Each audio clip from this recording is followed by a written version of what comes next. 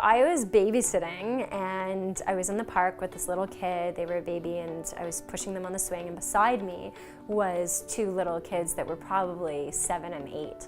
And I heard, one kid swinging and saying, just do it. And they were like whispering to each other, but it was like a loud, passionate whisper. And I was like, what are they talking about? And the other kid's like, I can't. And the other kid's like, just do it.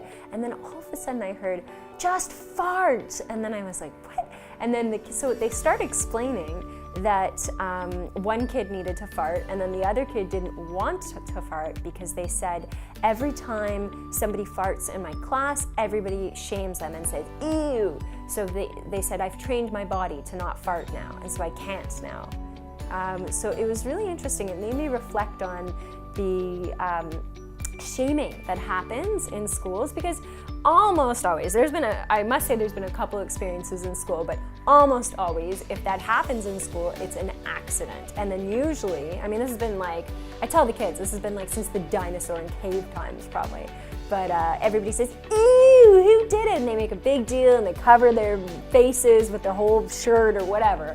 And then I'll say, listen, it obviously was an accident, and we don't want to make somebody feel embarrassed, and that's something that is important. So yeah, it's interesting the power of shame and how that impacts someone's life, and how we can make that as a facilitator, as a teacher, as a person that is an elder, how can we create a safe environment emotionally for somebody and use it as a learning experience, even with a fart.